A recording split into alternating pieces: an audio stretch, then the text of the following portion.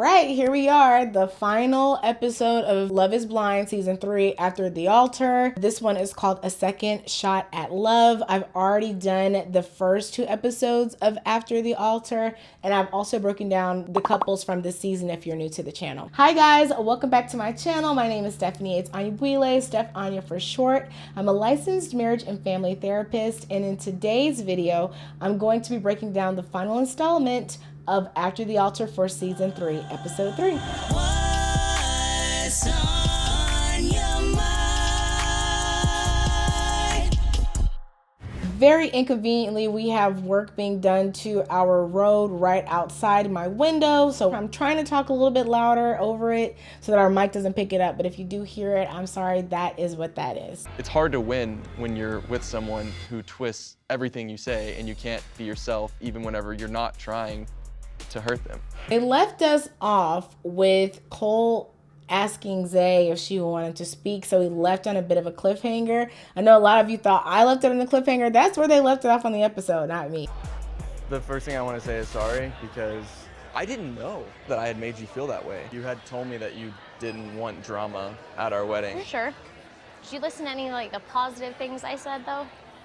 Yeah, and that's what was so confusing about it. I don't think it was confusing. Like I literally was like, I remember saying, like, I don't think you're a bad person. Were you bad to me? 1000%. Yes, you were. But I still don't think you're a bad person. I think you'll be wonderful. Like, what? I don't think you're a bad person. Were you bad to me? 1000%. Like, come on. Yeah, and I heard the positive things you said, but I think that's why to me it just sounded like this big contradiction. So I was like, which one is it? I was like, do you love me and only wish that I was the guy that you went through this process with? Or am I yes, I still manipulative? Do. I would and do it again and I would choose you because you were the only one and all of that, very obviously, for me to do this with. Okay. But I did, I meant it. I didn't like fall for someone that wasn't a good guy, you know? Okay. Good? What is this mind-warped conversation she's having? You're not a bad person, but you were 1000% bad to me. I would do this all over again. There was no one else in this for me but you are 1000% bad to me. Like, what sense does that make? If this actually makes sense to her, I'm genuinely concerned. Because Cole is sitting there trying to keep up, like, what is this conversation we're having? And if she thinks that this is a conversation, like, her points make sense, I'm so over these conversations. Let's revisit the would we continue dating, because forget that you didn't like the way I looked. You didn't like the person, like you were like, you have a bad attitude. You get a little loud. Do we remember saying those things? I think we do. Okay, fair. You didn't like me enough to continue dating. Anyways, it's good to see. You have a bad attitude. Okay. I just don't, like, is this supposed to be proof to us that Cole was, like, emotionally abusive to her, 1000% bad to her, that he said she has a bad attitude, that she can get a little loud? Like, these are not real accusations. I just don't understand. And then what really bothers me are all the people who are just like, Cole's such a bad person. Like, he did her wrong, he's abusive. And I'm like, I do not think Cole is perfect, you guys. I don't think that. I talked about that in the last video. I think he has a lot to work on. But this idea that Zay's the victim, point blank, period, is very, very uncomfortable for me. It just shows how groupthink, the hive mentality, can really affect a person's reputation. And it's like institutional gaslighting when everyone is telling you, you did something wrong, you're a bad person, and you're sitting there like, okay, I'm ready to apologize for those things. Can you help me understand what went wrong so I can understand, learn, grow from it? And I was like, there's no room for that. There's no closure. You are 1000% bad to me. What is he supposed to do with that? It's very unsettling. Very, very unsettling. This is the couple, a lot of you know, it's no secret, this is the couple that affects me the most when we talk about, let's say if they were my clients, right? There's a process of transference and countertransference. I have a whole video on that. Transference is what the client projects back onto the therapist. So based on what they've experienced, you know, how do they see this therapist? Like, what are they reading in between the lines that might not actually be there? Countertransference is the same thing, but the therapist with the client. I know I would be leaving sessions with this couple feeling like elevated blood pressure, really frustrated. If I'm sitting there trying to make sense of what is being said, I would end sessions feeling like I'm working with a brick wall. I cannot get through to these people. I don't understand how they're communicating. They aren't trying to understand. It's very, very, very hard to watch. And I'm really happy that this is the last episode of this season where I'll have to watch this. I'm not sure how you all feel about it, but for me, it's exhausting. So I'm glad you guys can make it. Yeah, thank you for coming. I appreciate it. Oh, here we go. Oh, nice. Goodness. Yeah. So let me ask y'all a question. How do y'all feel about us not being together right now? We've had multiple conversations with your parents. Of course, yeah. And none of us agreed at first. None of us understood. We saw two separate lives. I love that Matt's parents seem to have a relationship with Colleen's parents, that they're talking without them even knowing about it. You know, I talked in the last video, I think that blending of families is really important, especially like right now, right? They are taking a very unconventional approach to their marriage. They're living separately, and the families are talking about, basically, I imagine, what do we make of this? How do we need to be supporting them or encouraging them one way or another? I like that. That to me shows that they are integrating beyond just their individual lives. It's the larger family unit that's blending. You're two hard-headed individuals Very stubborn. who are trying to come together, and marriage takes work. And marriage takes being there together to solve your problems, not running away. You got to learn how to fight. You can't fight and run. Which was my issue. And that's one of his biggest deals. It's like he shuts down. Yeah. And let's talk about that, because there are two different ways that approach to dealing with conflict can be interpreted. So on one hand, if you're having conflict with your partner and you're threatening to end the relationship, which I see this with some of my couples I work with, that every time there's conflict, it's like, I don't know if I can do this anymore. Well, if that's how you see me, why would you be with me? We're getting to the brink. I don't know how much I can handle. Now, if that's really where you're at, okay. But if you're using that as a way of asking your partner to just compromise on whatever it is they're wanting and to just succumb to you for the sake of you staying, or you're needing them to validate you and let you know they really want you to be there and fight for you, that is a form of manipulation. That's a tactic for manipulation. And it also is an unwillingness to work through the conflict if you're just running away. Now, alternatively, a lot of people, in order to have effective or productive conversation, they take space. Now, the difference is, if that's the case, you communicate. You don't just go, you don't say, I'm just done, and you close the door. You say, okay, this is really overwhelming right now. I don't want to say the wrong thing. I have a lot to process. So I'm going to just leave. I'll come back in an hour, or you let them know where you're going. You know, like, I'm headed to sit in a parking lot, or I'm headed to my mom's. I'm headed to the grocery store. I need a second to process what's happening, and I will come back when I have better words to articulate how I'm feeling and I've had a little bit of time to digest what you've been saying. That's a difference. If you need to take space, that's okay. I always say that if even one partner needs that space, give it to them, because you otherwise will end up having conversations where you're speaking from a place where you are just reacting and you're not thinking critically or proactively about the best way to navigate a situation as a team. That's not your enemy, that's your teammate. So I want to be clear, it's okay to take space in the heat of conflict if you need to cool down and get your words together, but it's not okay to threaten to leave and never come back. I'm madly in love with Raven.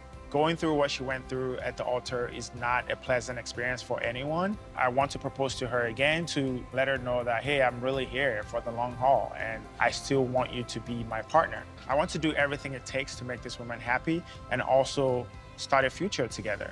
This time we're Man, after watching Raven's interview with Nick Viall, I was just floored, to be honest with you. And so watching SK say things like, I just want to let her know that I'm in it for the long haul. And I mean, it's just like, why? Why do all this stuff? Did you really think that nobody was going to come forward? That's my question, is like, what did you think was going to happen?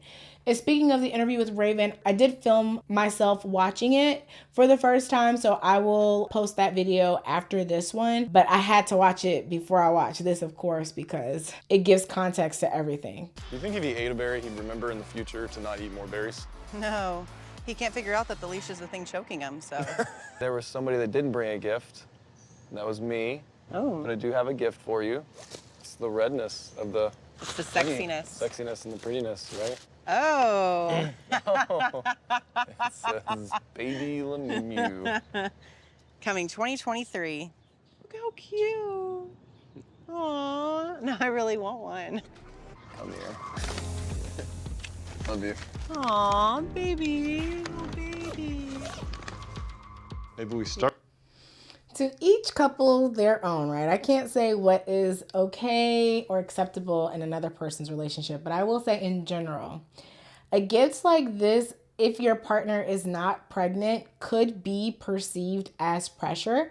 In this case, maybe Alexa's totally on board and thinks it's cute and fine or whatever, but a lot of times women especially feel a pressure to be able to produce that heir, that baby for their partner, right? Not for the relationship, but for the partner. And so let's say if it was to be an issue where they experience infertility in any way, that could be something that she reflects back on, the fact that, oh, she still has that onesie and she hasn't been able to get pregnant and have a baby. And so something I would still be very careful with when we're talking about fertility, we just really don't talk enough about how often people experience things like miscarriages or just difficulty getting pregnant in the first place.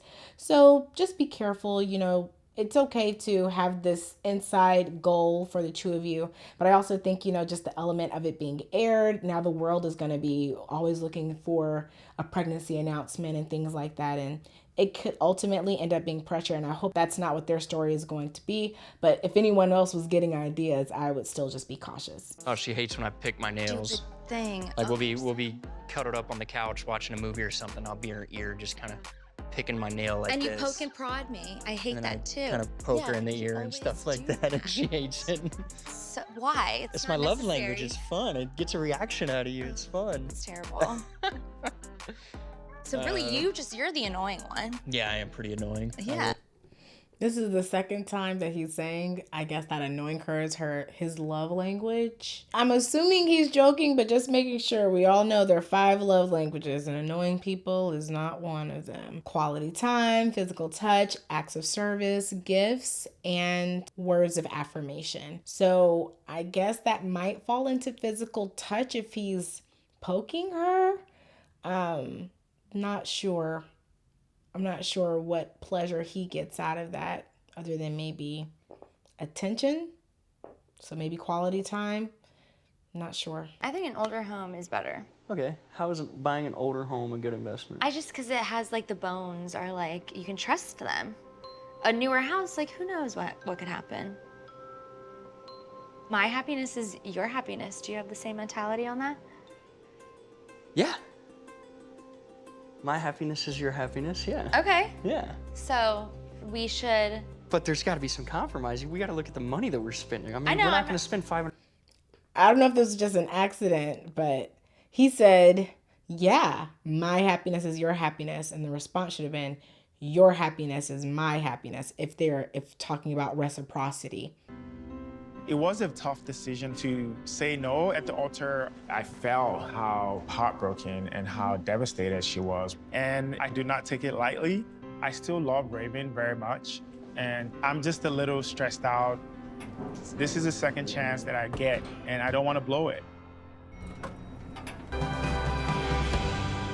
Raven Michelle, will you marry me again?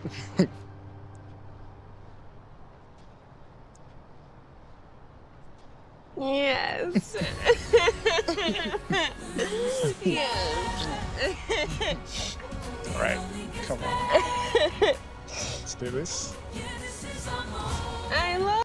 Oh, this should have been such a beautiful moment. Like, why? Why? That's the only question. It's like, I don't understand.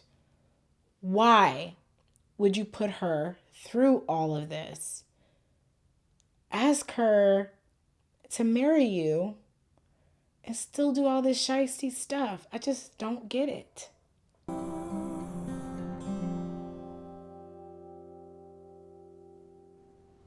That really sucks.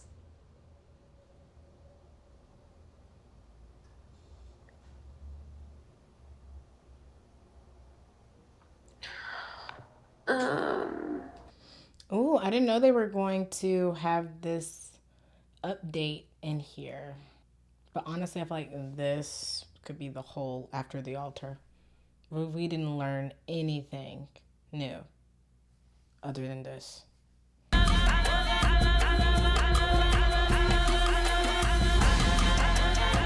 A lot of y'all want me to watch this next show. I feel like the whole After the Altar was just to promote this new show, A Perfect Match. Many of you have requested that I watch it. Now I'm hoping it is legitimate attempts at love, because that's what I like. I feel like the stakes are already high. Like, you're getting engaged to a person without ever meeting them, or you are married at first sight. You're marrying someone that you know nothing about. Like, there's inevitably going to be conflict and tension and drama associated with that. So why add the additional drama with like putting people on there who clearly want clout, or situations that are obviously not going to work out? Like, that bothers me. So I hope this is not one of those gimmicky shows. But let's watch the preview, and you all let me know. Do you want me to watch it? Do you think it would be a good fit for me based on that requirement that it is an actual attempt for long-lasting, healthy relationships? 10 men and women have been invited to find their perfect match. Anyone left without a match will have to leave. Alone. Embarrassing for me. If you don't find a match, you're going home. I'm staying in this fucking house. At the end, only one couple will be crowned the perfect match. All in the name of love.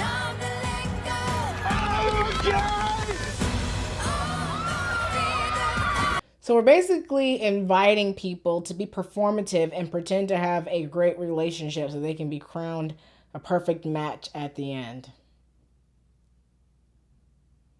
Okay.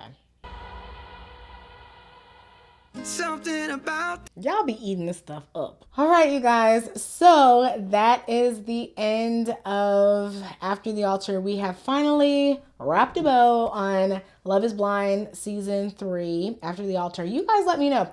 Do you think this is a successful experiment? Do you think that when you have one or two couples who can make it through and be successful, that means it's a successful experiment? I'm just curious what your thoughts are and what does successful mean to you. If you have other shows, movies, I've been getting some amazing suggestions for you guys. Let me know. Please make sure you're subscribed. Like this video if you like this kind of content. I appreciate you watching the video all the way until the end. You definitely didn't have to, and it means so much that you did. So thank you, thank you, thank you.